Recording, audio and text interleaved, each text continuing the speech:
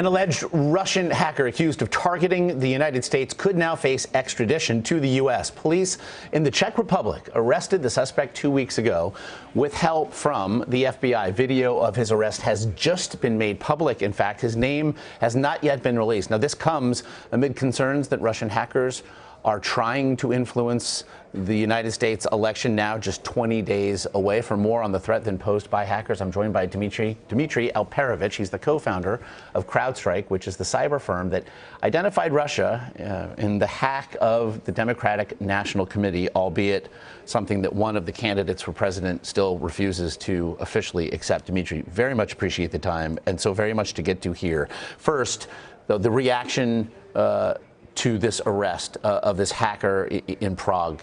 What do you make of it, particularly the fact that the FBI assisted in getting it done? Well, my understanding is that this individual is not at all related to the DNC hacks. In fact, it appears to be kind of an ordinary criminal that was engaged in some cybercrime activity and was tracked for a number of years and left Russia to go on vacation to the Czech Republic, and they took advantage of that opportunity and picked him up. Now, I know CrowdStrike was early in on the DNC hack, identifying it as Russian state actors, military hackers, in fact, and the vast majority of the intelligence community now agrees with that.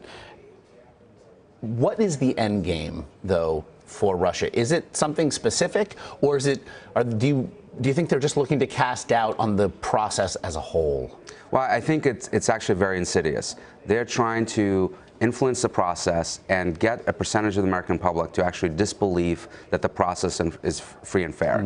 Mm-hmm. They're trying to, and they've been putting out statements to this effect for a number of months now, that the election is rigged, that the process is rigged, the elites in Washington are sort of corrupt, and the leaks that they've been putting out, the emails and the documents, they're trying to make the case that this is all confirms that. And this is helpful for President Putin for two reasons. One, it weakens whoever gets elected and becomes the American president, which is always good for Russia. And then domestically it helps him because whenever he's criticized for running rigged elections, he can point to the United States and say, see, they can't run a free and fair election either. They're living in the glass house and throwing stones. What do you make, then, of Donald Trump's refusal thus far to officially acknowledge that which everyone else seems to accept, that this is Russia acting here, that as it regards perhaps his alleged coziness with Vladimir Putin, or certainly Putin's policies, there have been ties, links shown between advisors to the Trump campaign and the Kremlin. What do you make of Trump's refusal thus far to acknowledge that, not that this is happening, but at least that this is Russia doing it? Well, it's unclear, but his Mike Pence, his vice presidential candidate, in fact, did acknowledge it and is coming out for pretty strong action against Russia. And what's been encouraging is that there have been a bipartisan support now in Congress with both Democrats and Republicans standing up and saying this is unacceptable. Russia is trying to influence our election, cast doubt on the entire process. We cannot stand for this. And you know, the word "trying" is being used here in the last couple of weeks, especially, but haven't, in a way, they already succeeded? 76% of adults are either somewhat or very concerned that hackers could influence the election. Again, they have influenced the election at this point, have they not? I believe they have. And the reality is that it's actually very, very difficult to hack the election. Most of these machines are not connected to the internet. A lot of them are not even electronic. We remember back in 2000, the Chads. A lot of those machines are still in place. So they're not hackable. And so the reality is that it's almost impossible for them to actually influence the result. But it's not impossible for them to get the American public, or a percentage of the American public, to believe that the result may have been influenced. And I believe that is their end goal. I think it's very likely that on the day after the election, we will see some sort of statement coming out from these actors that have been affiliated with the Russians, whether it's DC Leaks or this Guccifer 2.0 persona, coming out and saying, do not trust the result. Whoever is elected is not the legitimate president because we have hacked machines in Miami-Dade County or Columbus, Ohio, whatever. Which is rhetoric we have not heard in this country since 1860. I mean, this has actually made the Civil War era relevant in this discussion. Also, we've now seen of late Julian Assange in asylum at the Ecuadorian embassy in England. He's essentially had his internet cut off. Somebody referred to it today like a teenager whose parents have turned off their internet by the Ecuadorian government. What do you make of WikiLeaks' participation here as it regards what we have seen with regard to the John Podesta emails, the Clinton campaign chairman, who was also hacked? Well, we know for a fact that some of the WikiLeaks releases have come from the Russian hacks. Who gave it to them, we don't know. What level of collaboration there exists, if any, we don't know. But certainly some of the information was stolen by the Russians from the DNC and the DCCC, and then ended up on WikiLeaks. Get you out here on this one.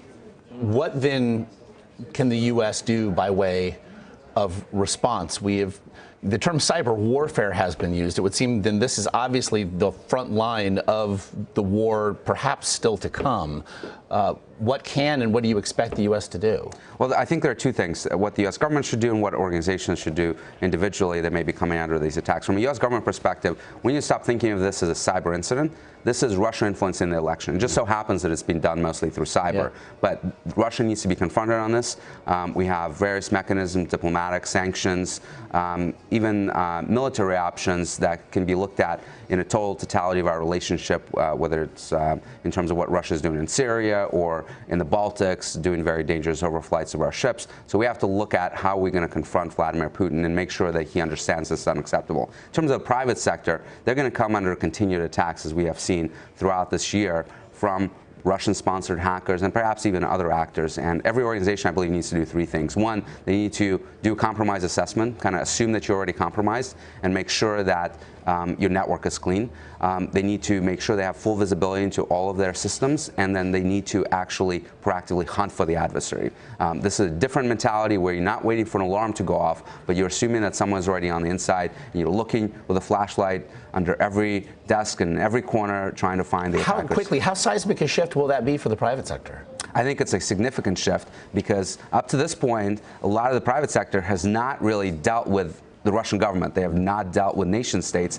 In fact, it's one of the first times on our soil where we're fighting nation states in the private sector. Yeah. I mean, it's pretty unheard of. I wish we had hours on end. Dmitri, I can guarantee you this will not be the last time you join us if we have our way. Dmitri Thanks so much. Alperovitch, we really appreciate the time. Thank you.